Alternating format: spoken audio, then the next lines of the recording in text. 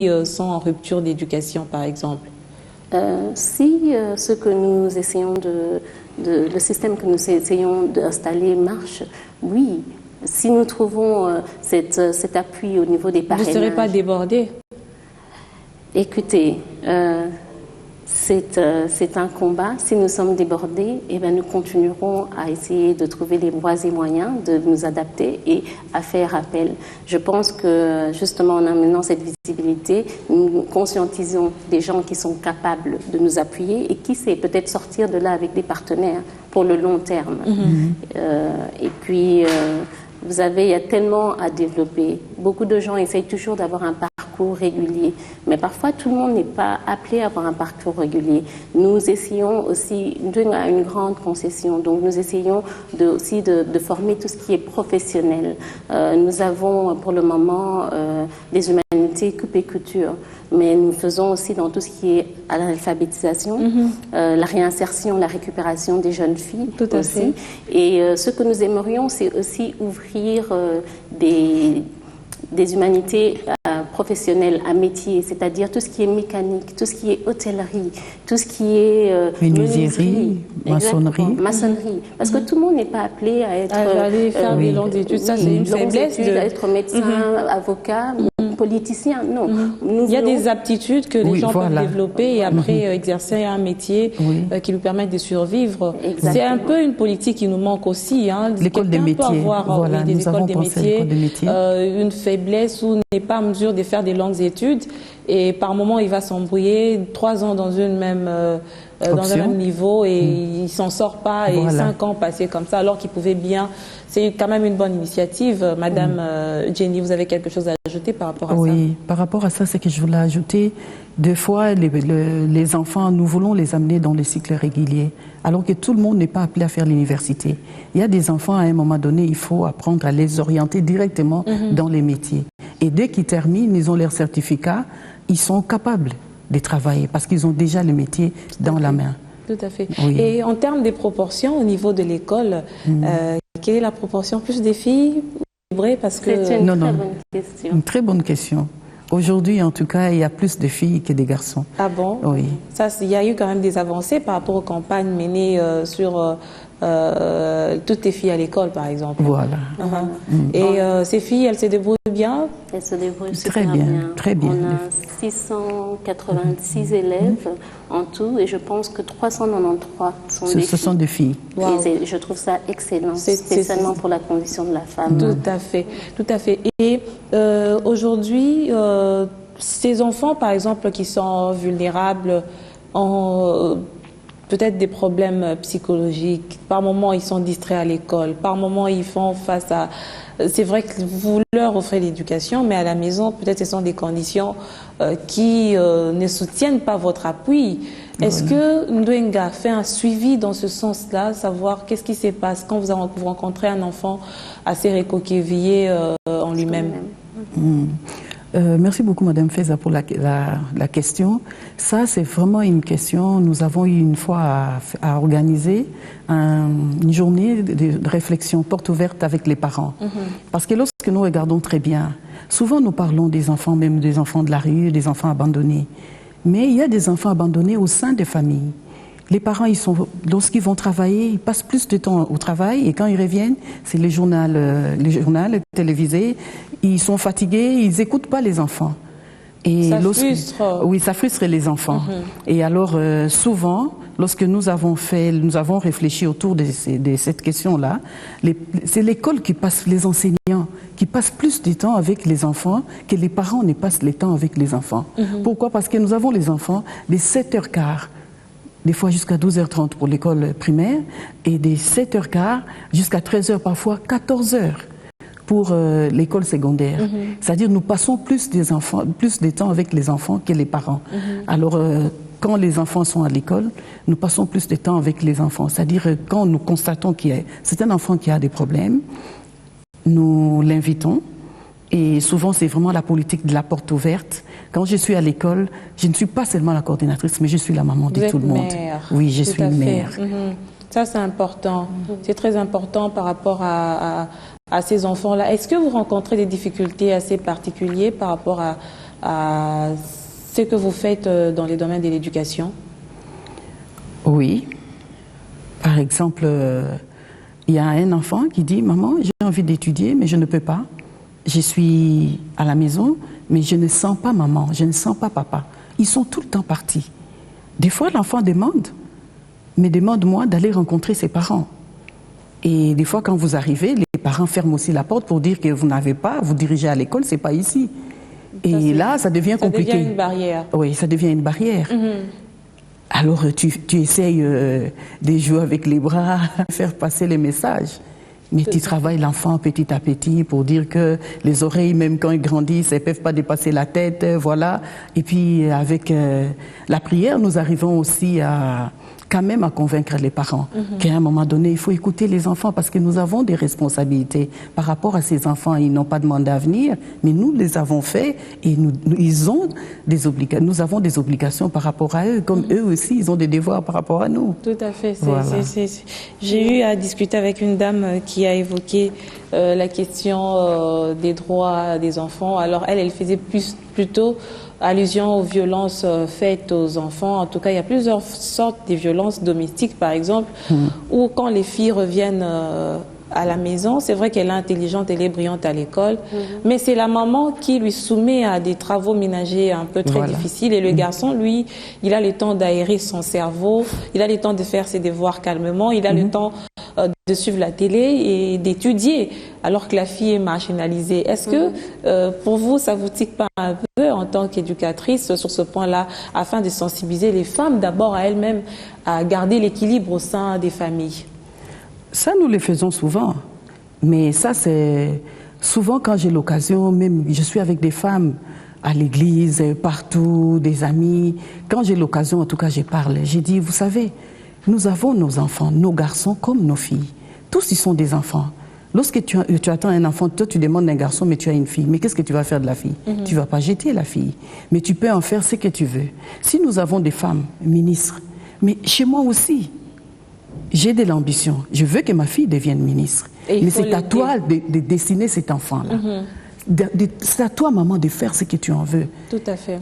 Accorde les mêmes chances. Si c'est la vaisselle, eh bien la vaisselle pour tout le monde. Si c'est balayer la parcelle, mais c'est la parcelle pour tout le monde. Mais la fille a droit à étudier aussi. Elle doit étudier. Il n'y a plus question de travaux pour les femmes. Non. J'ai dit quand tu donnes plus. Mais la fille a un peu plus besoin aussi d'être formée en tant que maman ménagère.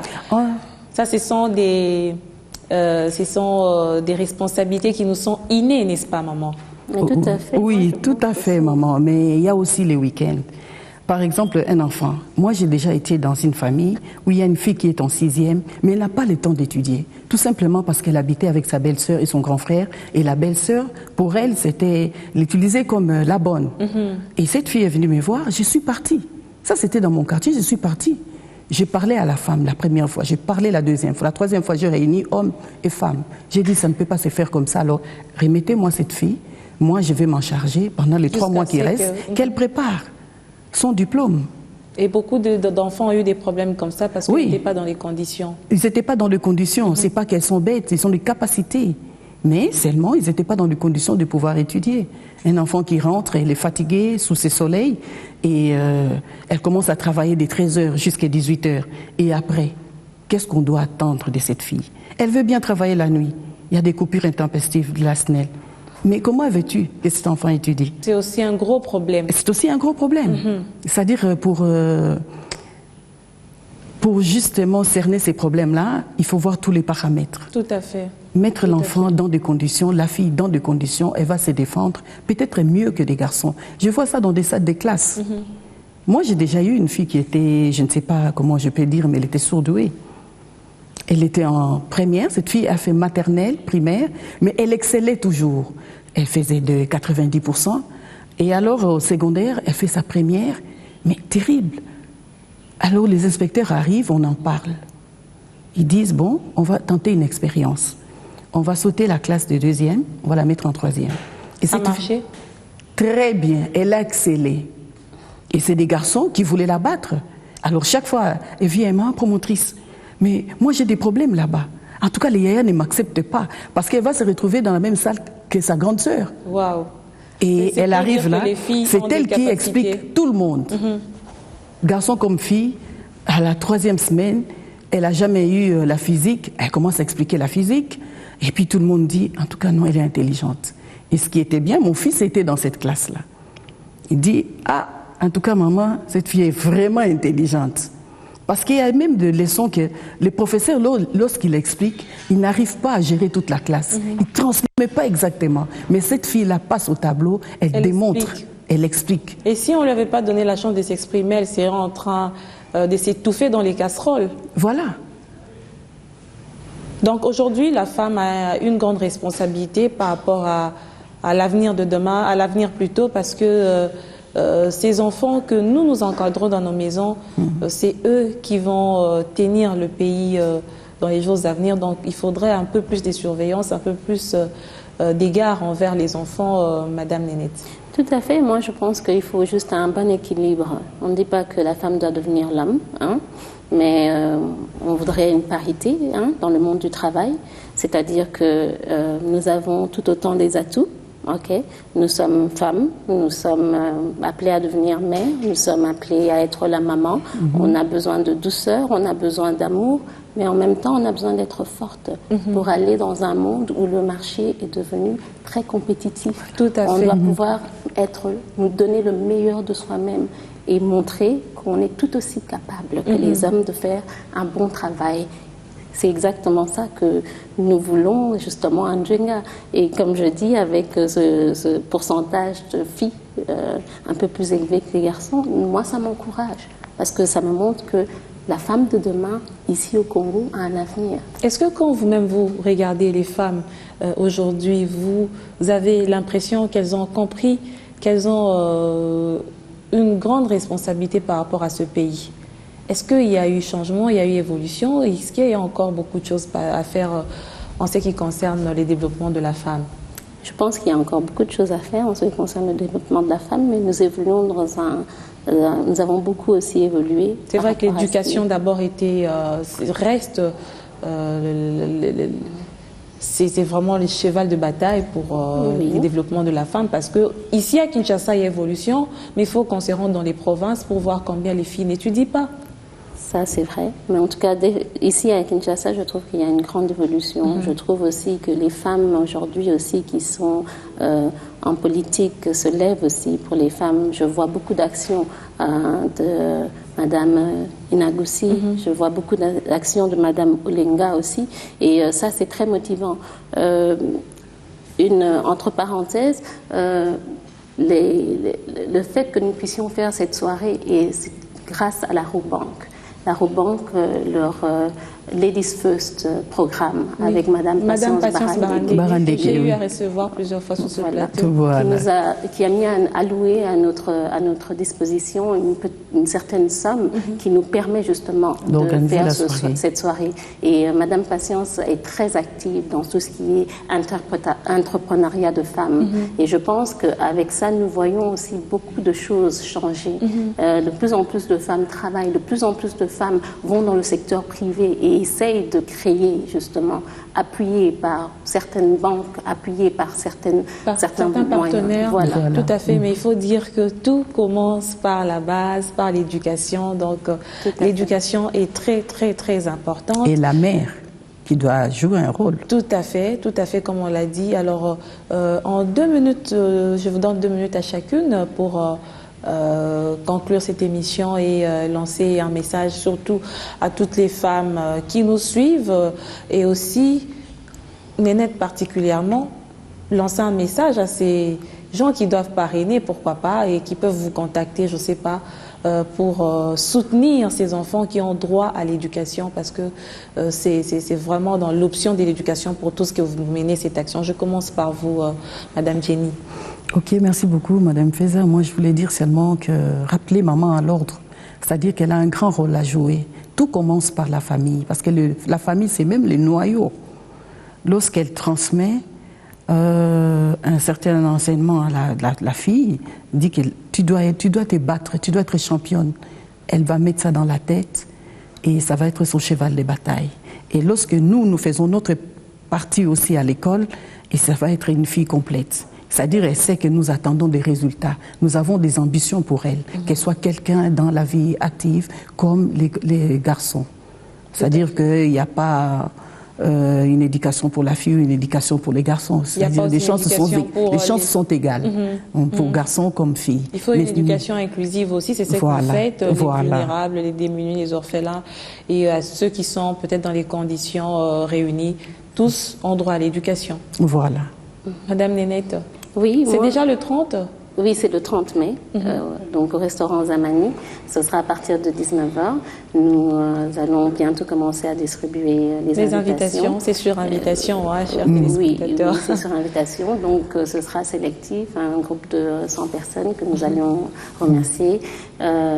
Moi, ce que je dirais, c'est que nous essayons de faire une bonne action. Nous avons besoin d'être appuyés.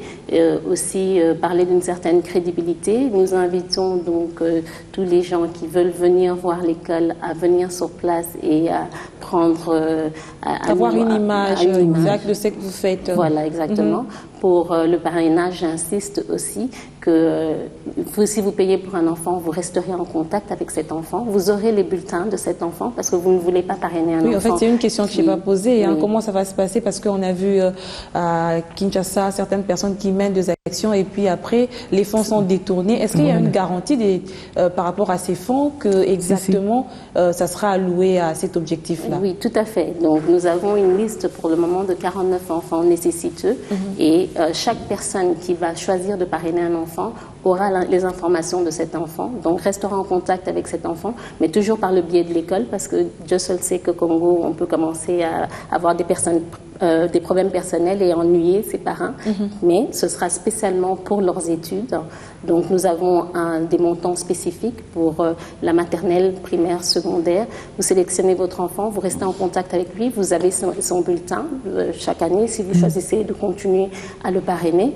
Et ce serait quelque chose de crédible. Donc et d'être transparent. C'est très important dans ces genres d'actions. C'était un plaisir pour moi de vous avoir reçu sur ce plateau. En tout cas, merci beaucoup, Madame Feza. Et bonne chance dans ce que vous faites. On espère qu'il y aura un impact assez positif, comme vous l'avez déjà dit d'ailleurs. Ça s'est fait dans les passés. On espère que vous allez continuer dans cet élan. Chers téléspectateurs, merci d'avoir suivi cette émission Femmes. N'hésitez pas, si vous voulez venir en appui à cette école qui accorde un espace d'instruction aux enfants démunis, vulnérables, aux orphelins. En tout cas, la porte vous reste grandement ouverte. C'était un plaisir aussi, chers téléspectateurs, de vous avoir pendant ces 30 minutes. Merci de rester avec nous.